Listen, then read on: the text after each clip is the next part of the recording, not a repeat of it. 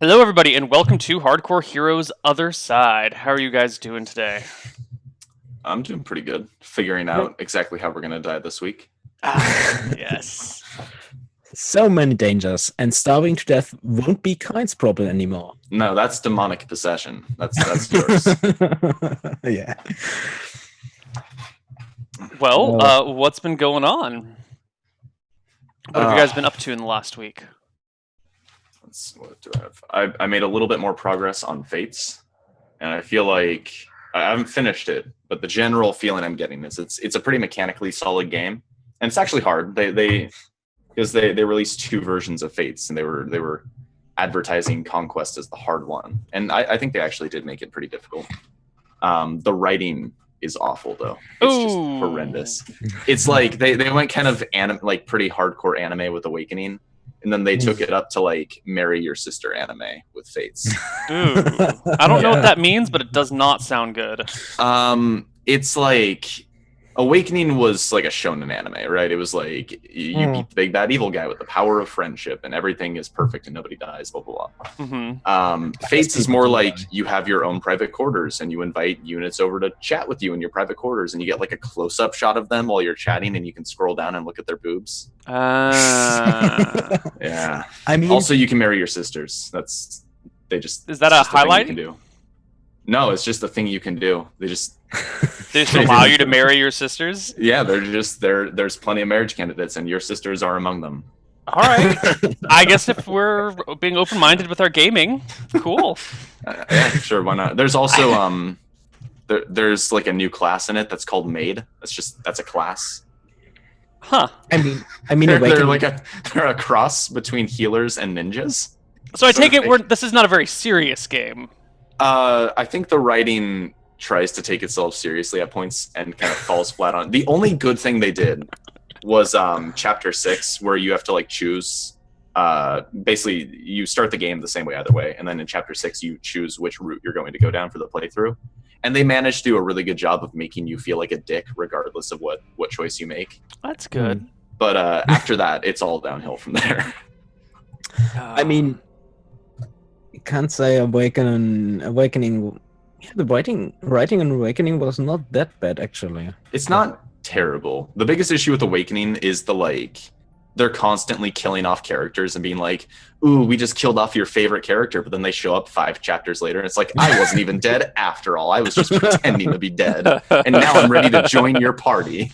It's like, oh God. Yeah, that's right. You have these, you can download these free missions, and in those you can get, Oh no, not even with the DLC. I didn't touch the DLC in Awakening. Just, I can't think of a single major character in Awakening who actually dies.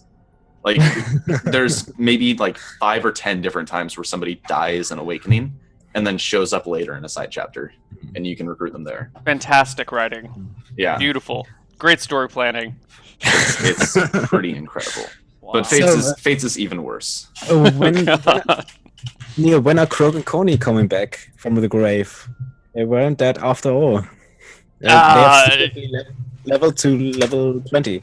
Yeah, no, I don't think so. Last thing for me, somebody did. I'll give them the benefit of the doubt here. Technically, you're marrying your sisters because you're adopted, so you're not really brother and sister.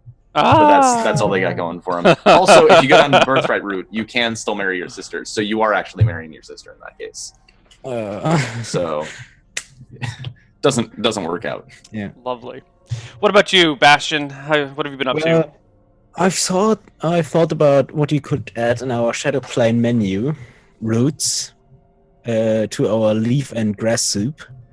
Lovely roots, freshly digged out. Yeah, I played in the last few days a lot of Total War Warhammer together with Chucky, and it's quite fun to play with another person. He's playing vampire counts. I'm playing the Crooked Moon clan, which is greenskins but with a focus on goblins. I have to say, everyone hates me. I mean, the elves. The elves are next to me. Yeah, but elves, dwarves, empire, whatever. Everyone is attacking me. Nobody is paying attention to him. No, not the mighty vampire empire comes who are building their empire steadily and expanding in their territories. No, attack greenskins who have 2 territories and an army, but they can't take my settlements anyway because they're so fortified. They're still attacking and losing every time. But I can't do anything because if I expand, they ruin that settlement. Well, why isn't your ally helping you out? He did. I mean, it was until turn 50 or something, until I could do something. I resettled somewhere else near him, and then I got. Now he's begging me for money because I'm sacking settlements and getting 24k or something per settlement. Very nice. He has his economy and is fighting against the Chaos Hordes. Yeah. Cool. I have not touched a Total War campaign since Shogun 2. So Shogun it's 2 been a while for me. Solid. I heard, that's why I wound up playing it. Everyone was like, oh, it's actually like a challenging campaign as opposed to like Medieval 2 or something. I'm a big fan of the Total War series. My heart is still stuck on Attila, although I get a little frustrated because I don't like all of the playable starting races or starting kingdoms. I mean, I saw that your Warhammer was not your thing, and I can understand that because it's different. It's not the classic historical Total War. It's more a mix between Total War and Might and Magic. Yeah, like that, and I can't wait for the next medieval Total War. I want a new medieval Total War. Medieval 3 Total War? I don't care. I want medieval Total. It was probably, besides Rome, medieval 2 is still in my mind one of the best most like Total War, just because it's medieval times. Here's the issue with that though. If they make medieval 3 Total War, they're gonna botch it like they did Rome 2. I liked Rome 2. Rome 2 was solid. It just had a bad release. It had a really bad release. It was really buggy when it first came out, but once all the bugs were patched, Rome 2 was actually really cool. It just you had to not play it for the first few years. After a year, they released the Emperor Edition or something, and at that point, almost everything was fixed of the bugs. Yeah. I guess they just had to rush it because the publisher wanted to. Well, have them. I am looking forward to Total War Dinosaurs, where it takes place in the Cambridge period. No, the where the hell when were T-Rexes around? Were they Triassic or Cambrian? I don't remember. Anyway, I look forward to a Total War game where you have dinosaur nests, and you build your nests, and you recruit various dinosaurs, and you go and attack other dinosaurs, and you got your pterodactyls and your... like the third level of Spore? Second level of Spore? Yeah, it's like the nation level of Spore. You just have your weird penis-shaped dinosaurs going past you. Well, anyway, Neal, don't count on it because they plan to make 3 Total War games, all with a different map. So at one point you have the whole one dinosaur Total War game, one space age Total War game, and then Attila 2. No, it will be Warhammer for the next years. All right, but Neal, hopefully the Rise of Mordor mod for Attila will come out someday. All right, let's talk about Hardcore Heroes. What happened last week? I know we're starting our campaign a little bit late today, so let's try and speed up our last. I know there a lot happened last week too, but let's try and do it quickly. Nothing. So there was nothing of interest. So we wound up in a strange place. We were in Shirebrook, but not really in Shirebrook. There were only a handful of people there with us, and the whole place was covered in fog. And shortly after our arrival, we were trapped in the town square, surrounded by a bunch of strange fog monsters. Kind shot an arrow into one of the ones that was rushing toward the group, and it turned into like this big, actual like corporeal creature with like plates for armor and horns, demon-like. And Van soloed it, so it wasn't too bad. But then a few of these other fog monsters didn't morph into a corporeal creature, and instead jumped into this crowd and started merging into people.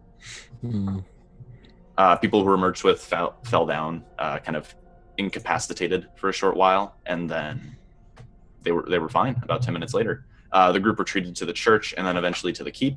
And kind, you can take over from there. Yeah, we kind of built our base at the keep, then tried to contact chiefs. Nothing worked. Couldn't memorize new spells either. He did cast Snap on himself. We quarantined those that were possessed or inhabited by these creatures, and we did go out to find food. At least we looked in the keep and there was no food there. The stores were empty. The armory was full, luckily. We did go out. First, we did go to the temple together with Mother Elise, Jeeves, and some guards to try to contact their gods at a holy place. Then had the idea to burn or melt down the crowns as an offering to cheese. So we searched for coal in the Storebrick Inn, I think. We didn't find any, and were attacked by two of those misty demon things. And they entered Van and Kine, but Van had the genius. It was a genius idea to say, I will not take this. Unequip his breastplate and stabbed himself multiple times. Succeeded. And then dragged Kine into the temple and tried the same. Kine saying, I'm still feeling it. Stab me again. Yeah, I think until he was almost knocked out. Van stabbed himself twice, and then I think stabbed Kine 5 or 6 times. I've got a feeling it didn't work for you, man. 4 times or something, yeah. I think we can say it did not work at this point. Neal gave a hint that did not work. Anyway, we could not contact the gods. We did not find any coal. Mother Elise had to use all her healing magic to heal us, and we decided, let's go back to the keep, and Van and Kine will take a group of volunteers to the valley in the Shadow Mountains and look for a clue or way out. Okay. The hint you gave Kine was Van started feeling hungry, a bit peckish. Mm-hmm. Of course, we can't tell time by there because... Oh, and we did look in one of the villages. Yes. But only found it empty and with 2 gargoyles, which we killed. Might be worth noting that gargoyles, like, they're statues, right? Do they have to eat? I feel like the things that live in this world might not be like animals per se. Neal, another question. I don't think gargoyles have to eat. They're animated statues. Okay. I think. What's your question? The same church with the gargoyles exists in the real world, in Kine's village. Yes. Interesting. Yes, the village was more or less exactly the same as you remember, except for all the plants were strange. The trees had different shapes and forms. It's like someone built the same world, but the plants and planted the plants in the same places, but of course they grew different. Yeah, something along those lines. Yeah, so you guys are right now on the on the Crystal Run in 3 boats. Mm-hmm. A few boats. It's us with 20 volunteers. Right. Yep. That was 2 nights and 18 people, or the night stayed. I think we took no trained fighters with us. I think it was the knights and the guards staying behind. We had people with, what was it? How many spears and crossbows? And 2 crossbows. Okay, so just 20 0th level townsfolk. Yeah. 8 with spears, 2 with crossbows. I think I specified that Van looked for the more calm ones, the ones who didn't look like they were going to panic in a dangerous situation. Right. For the crossbows. And those who would look like tough people for the spears. Yeah. Okay. Cool. So you guys are setting out on the Crystal Run in your boats, headed southward. There is an eeriness to the woods as everything is still. There's maybe a slight breeze every now and then, but there's no birds chirping. There's no fish in the water. There's just the non-stop sound of the creek or the river lapping gently against your boat. You should get that sound just coming up too. What is your approach? You've got 2 bigger boats and one smaller boat. You can really only fit. I guess in some areas you can fit 2 at a side, but it makes more sense to have them single file going up the river. So what is your order? Which boat are you on? A small one or a big one? And are you in the front, middle, or back? I feel like the middle might be a good idea because if something were to happen on either end, we'd be quicker to get that side. Like if we're all the way in the front and something happens in the back, that's a little bit more awkward for us to help. And we're probably in the bigger boat. The smaller boat is probably behind, at the front. Or behind? No, behind, because the bigger boats are probably slower. So the smaller boat doesn't drift away from us. And yeah, so 2 bigger boats, we are in the middle one, the smaller boat behind us. Probably we have the crossbowmen on our boat. Okay, so you have the 2 crossbowmen on your medium-sized boat. Yeah. You've got the small boat. I guess the spear users kind of mixed across the different boats. And the rest of the people probably have sticks or some clubs. Was the small boat in the front or in the back? Back. Okay. And could you describe how the area is? Is it misty or something? Because it was in the village, kinda. Hold on one sec. I have 20. There's 22 people. This one can fit. I think there's 4 people on the small boat, and 9 people on each of the others. Maybe That sounds like math if I ever heard it. I think it's yeah.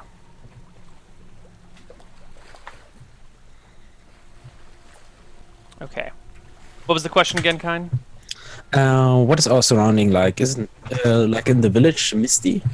No. So the mist was mostly on the coast. It seemed to be like normal fog. Your environment is clear air, but you're stuck in that twilight phase where the sun hasn't.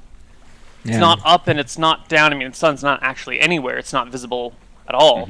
But you've got that dim sort of twilight where your night vision and your day vision are kind of fighting against each other, and it makes noticing things difficult and kind of your vision's very limited, and it's a bitch to see anything. But you do have the lovely forest around you, except it's not that lovely. It's kind of creepy. It's just still and quiet, and the only sound that you hear is the creaking of the boats, the splashing of the oars, and the flow of the stream. I would probably talk with the van. Kind of goes to him and sits with him and quietly talks with him, so nobody else hears it. So we are on our way. What exactly are we going to achieve here? Finding the way back. I mean, it's a long shot, but what else do we have to do here? I don't. To be fair, we can look for the cave or whatever it is here, but I don't think we will be able to enter it. I mean, we saw the pile of bones, and without your magic, we are helpless against such beasts. This was on the prime material plane, bear that in mind. Sure, but who is to say that whatever creature it is can't shift to this plane on its own will? It's possible, but I'm going to be honest, I think we need to take a long shot like this if we're hoping to get back. Because what else do we have that we can do here? You know, I've given it this thought. Maybe after looking around a bit, we could... It will take some convincing, but we could try to head to Stromheim. I mean, you yourself tried to create a beacon or whatever, something to get your god's attention, and I mean... And it didn't work. Yes, but the temple in Stromheim is or was a grand holy place, and maybe it's even in this planet has some connection. Kine, was your house standing here in this world? The one that you just had built in Shirebrook? Was it? I don't think you guys went down that path. I think that is something that you should probably check out when you get back to Shirebrook. I mean, the door, I don't know, we did not look. It was rather on the outskirts of town. It was on Riverside or something, I think. Here's the issue. Neal, were there any like new buildings in Shirebrook that Van knew about that like he noticed were either there or not there in this plane? No, you don't really get that many new constructions going on. Here's the issue: if this place is attempting to mirror our world and it's had time to destroy the temple that's in Stromheim, then we have nowhere to go once we get there. It's going to be an empty city. Even as destroyed temples, maybe they still have some radiance to it. Only because a temple can always be rebuilt.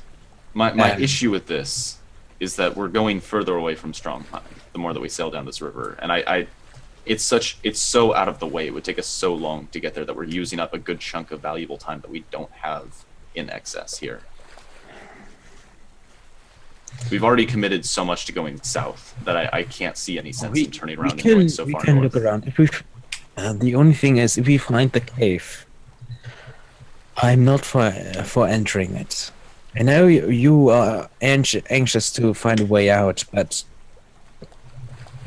dying over a slim chance that we might have, and to say, there might not even be a way back. If this creature living in that cave can shift from one plane to the other at its own will. Can I get a perception check from both of you right now, please? Thank you. Sure. In the middle of the conversation. Absolutely. Once it's rolled, you guys can go back to what you were saying. Oh no, I failed. 28. Okay. Continue the conversation. And says, if you are worried about entering that cave, I can go in alone.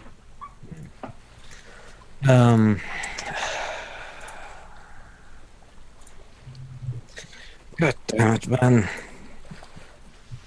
I understand your concerns, but I don't know what other choices we have here. Anyway, maybe you should try to spend a full day trying to contact Cheese. You only had a few hours before. We could establish a camp, and then you try to do your thing. I imagine Van's probably doing that on the regular, like making prayers, trying to make contact. Silence. Like whenever he has that spare time. Anyway, are you feeling hungry? A little bit.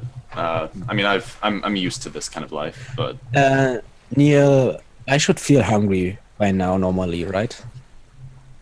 I don't know. Has it been 4 hours or has it been a day? How long has it been? I mean, we did travel to the villages before, and we can. You must have been traveling for at least a day by now. Do I feel tired at all? Yeah. Okay. I don't know when the last time you slept was, but you're probably fairly tired by everything here, rolling up the river and all that jazz. Was the distribution of spearmen 3 in the front, 3 on the big ship, 3 on each of the big ships and 2 on the small ship, or how did you distribute your spearmen? Sure, 2, 3, yeah. That sounds fine. Okay, cool. I just want to make sure I understand who's in what boats. Yeah, because I think the small boat has a fairly limited space. Yeah, it's only got room for 4 people, so... Okay, yeah, so 2 spearmen. Did you roll for each of those people's perception, Neal? No, I didn't, but that's okay. It doesn't matter. So you guys are chatting as you're rowing up the river. When, Van, you see this section of water kind of splash up on the side of your boat, slightly behind you. Kine is... Wait a minute. I take it back. I should... Yeah, Van, you're looking out over the bow, watching where you're going upriver. Kine, you're taking a glance back at the boat behind you when you see this section of water kind of just splash up the side of the boat and then land over on top of one of the people in the back of your boat. Who did it hit? It hit one of the unarmed people in your boat. You only have 2 unarmed people in your boat, but it hits one of them and kind of washes over the top of them and then drags them back into the water. I shout, "Man!" I shout to the other people on the boat. They're a small boat. How do the people react? Probably horrified. Yes. The small boat is behind you. Everyone in that boat sees it and starts shouting and yelling. And you can all look over the side to see that this person is face down in the water, kind of falling.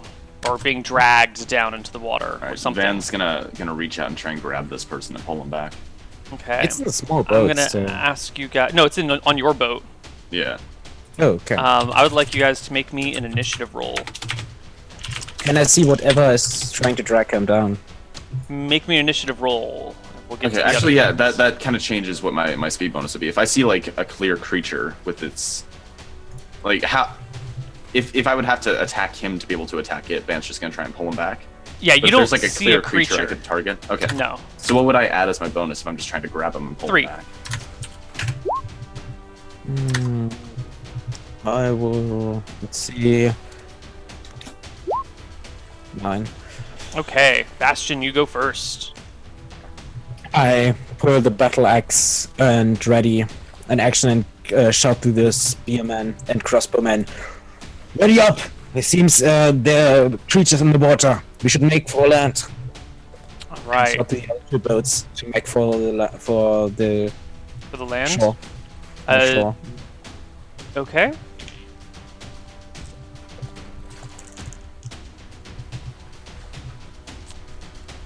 Van, your turn. I'm reaching out to grab this guy. Like I'm gonna grab like a limb that's available for me to just like pull on and try and pull him Sure. back. There are a lot of people in your boat, so you're not going to tip it over by lunging to Yeah. the side and dipping a hand in the water. Yeah, I figure we're on a decent sized boat. There's a bunch of people. It should be Yeah, fine. there's enough people. The weight's not going to make that much difference. Why don't you make me a roll to hit to see if you can grab the guy before he disappears under... 13. Ooh, that's enough. You grab his ankle and begin to pull him back up. His legs start to come out of the water, and then you feel a lot of resistance. Make me an opposed strength check. 30. Oh, yes. You succeed in pulling this guy. He starts to get one leg out of the water. The other leg comes out. They start coming up on shore. You get a grip on his belt and start hoisting him in. When you see coming up with him is this clear, watery substance, except it's held together. It's almost like a gelatin instead that's wrapped over this person, like a cross between a jellyfish and a manta ray or something. Some kind of large, flat, gooey thing attached to his back. Kine, shot as this thing you- off. Haul him onto the deck. Kine, make me a roll to hit. Yeah, I ready to attack. So Yes, you did. can I hit this thing without hitting the guy? I mean, Very he's on the unlikely. ground. Couldn't he just like swing like a baseball bat with that? I mean, the guy's on the ground. Yeah, if you want to try some sort of sideways attack, I'll give you a penalty of 2 to hit. Okay. If you succeed, hold on, let's discuss this carefully. If you succeed, you hit the creature. If you roll above a 10 but below what is needed to hit the creature, you'll make a second attack at the guy, having like aimed a little bit too low or something and hit him Can I instead. not just scrape it off? Yes, if you want to not do a physical attack but just use your axe as a prying tool, that's separate. Yeah. Okay. I would try to pry the creature.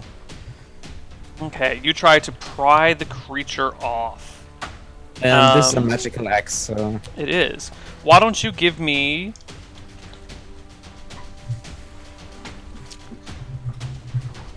Why don't you give me an opposed strength check?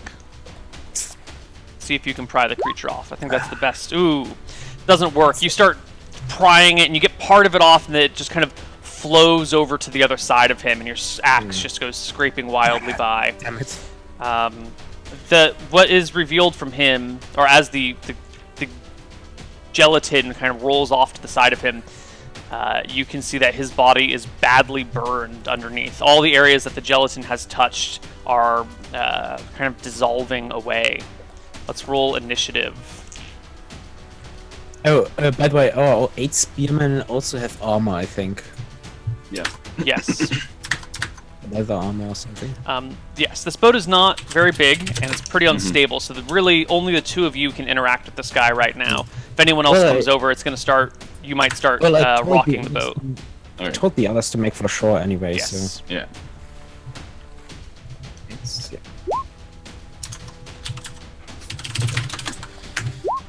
By the way, Kine, you should have a -2 to your initiative rolls with the axe, Nope, that doesn't exist. or -1. It's in the Or book, the isn't it? magicalness of the axe. Yeah, there's Magic a weapons -1. give you a Yeah, bonus I of 1 to initiative for I each. have. Okay. Normal speed of a battle axe is 7. Yes. 8, 9. Okay, 8 goes first. Does this guy look alive? No. He's dead. Yeah. Okay. Time to strike the creature. All right. 13. 13.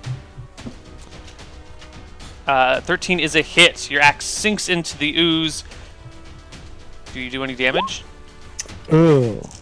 It doesn't even go far enough through the ooze to hit the person's body. It's a glancing blow at worst, at best. And he'll sing. That way I'll get a second attack this round. Sure. 16 is a hit. +3. Oh my god. 4 points of damage. And the jellyfish-like creature just begins to slip over the side of the boat and drops off into the water. Part of it is still attached to the person, and it tries to drag him back into the water with him. I feel like you guys are kind of standing over the body and should be able to stop it. So why don't you both make me a strength check against the creature's reduced strength check. Can't I make an attack of opportunity against the creature? No, it's an oozy thingy. It doesn't quite really follow the attacks of opportunity rules. Well, I can just hit the ooze that's holding onto the guy, right? No attack of opportunity. Okay. Oozes don't follow the rules for that. 24. Yeah. 24 and 32. Yeah, between the two of you, you hold on to the body. And the jellyfishy, oozy thingy slips into the water, which it just kind of becomes invisible in and vanishes. You guys look up from the boat to see that the person in front of you has pulled to the left side of the shore. Your boat is going to the left side of the river. Your boat's going to the right side of the river, and the boat behind you is going to the left. Everyone kind of just like heard the order to go for shore and kind of went. And two boats went one side, and one boat went the other side. Van. So we're going right. Yeah, you guys are going right. Van says, "Take us left. Take us left." Okay. Yeah, the boats get redirected, and everyone ends up on the same side eventually. Okay. No big deal.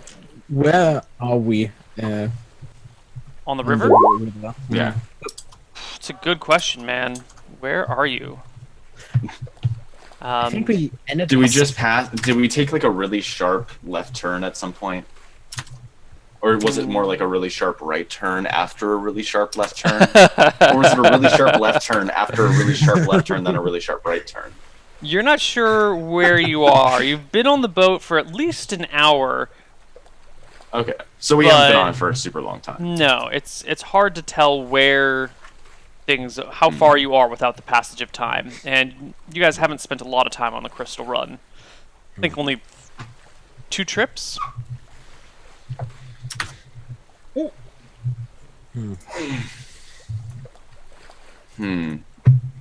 Well, we pull to a side.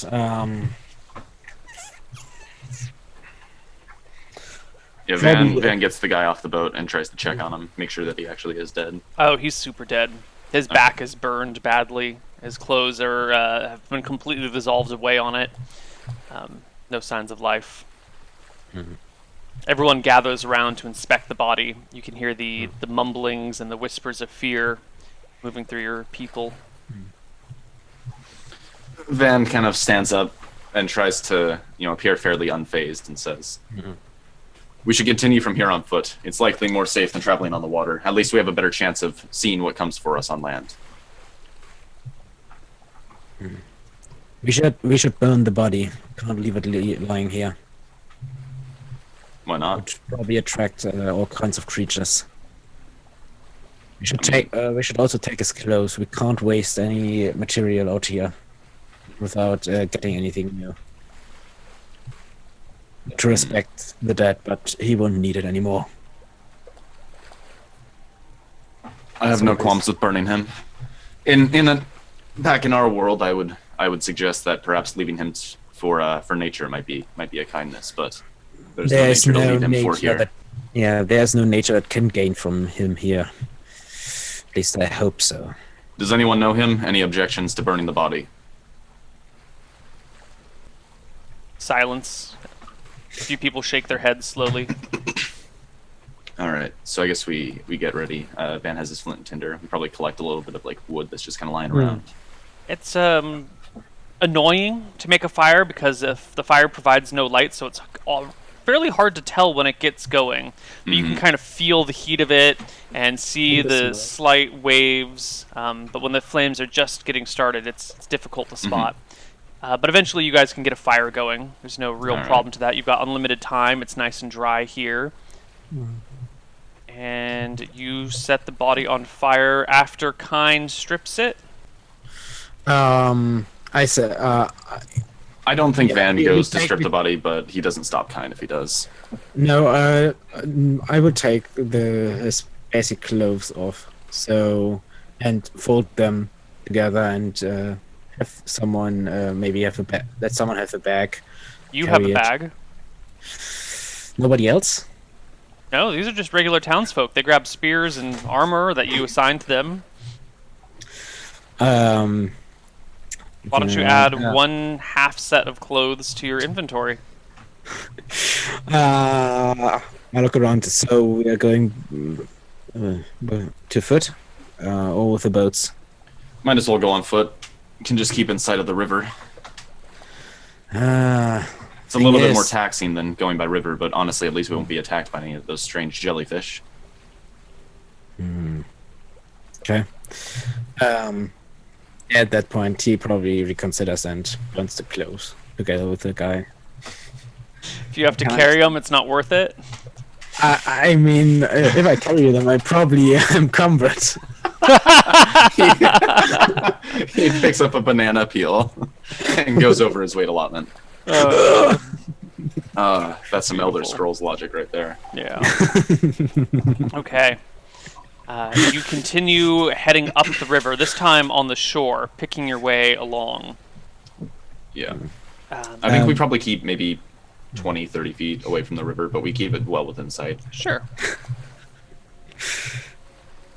Hours pass. It's hard to tell exactly how much time without any movement in the sky, without a sun, or without shadows to elongate to tell you how much time has passed. I think Van tries to pass the time because it's pretty rough. So he tries to pass the time by making small talk with people. Anything in particular?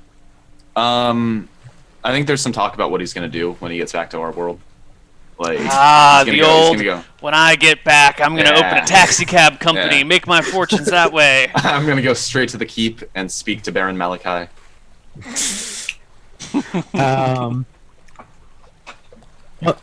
While we are walking, you said there are bushes. Also bushes that normally would have fruits, but they don't in this world for some.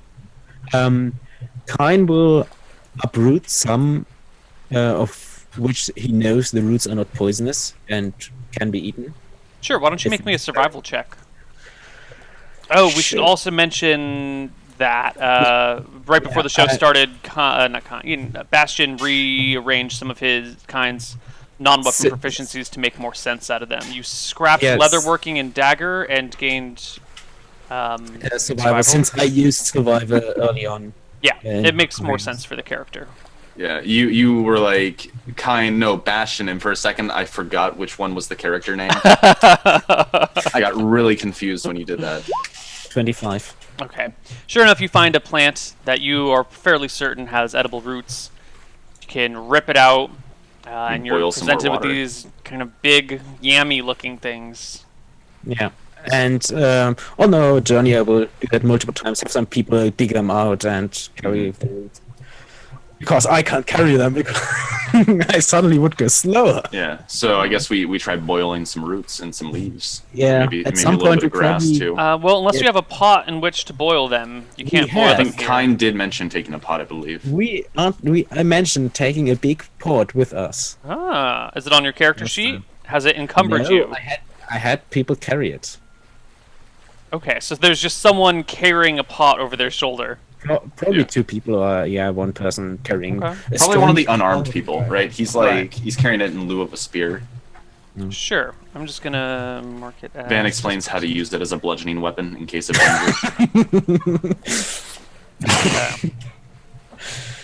Jeeves is with us, right? Of course, Jeeves is with us. Is Jeeves with you? Yeah, we took Jeeves. Okay. He's carrying In the Chester. chest. In the fucking chest. It's his job now. He can't drive a carriage, so he has to carry Chester. What else is in the chest besides treasure?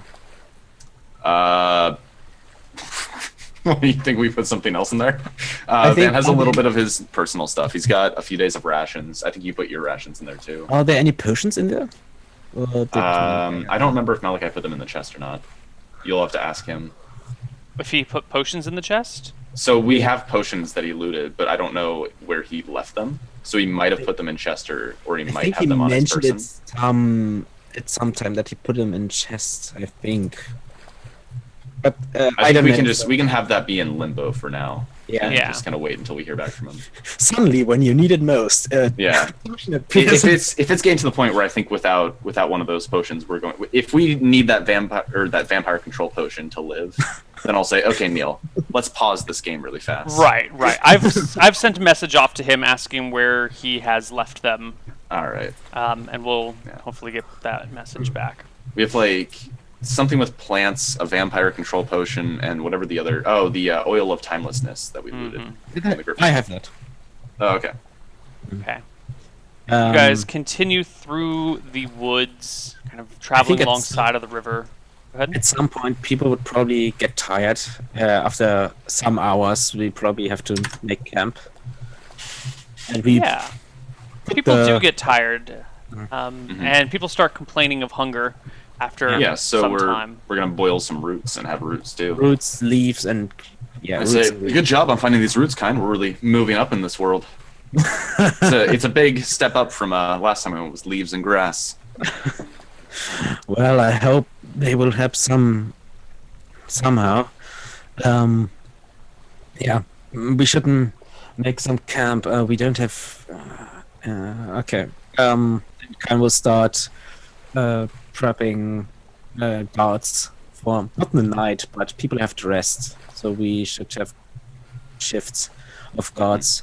Okay. And he also makes sure that there is always a fire going. So if need be, someone without a weapon can grab a torch or something and use it as a weapon. Sure. You guys settle down, make camp, let everyone rest for a while. You make this soupy, stewy thing with roots and leaves and grasses, but it tastes really bitter. It's very unpleasant. More unpleasant than it would normally taste, Kind. Normally these roots, when boiled, have a mild flavor. This is strongly bitter and kind of like charcoal. Kind probably gives this portion of food to someone else. Tries to hide it from Van. Tries to After hide the tea. food from Van? No, that he's not that hungry. He's pawning it off. And Van he's just kind of hungry. looks at it and goes, just try to imagine it's something from the half pint and digs in. Okay. Why don't we take a break here, and when we come back from break, we will see everyone die of root poisoning. See you guys on the other side. Bye-bye.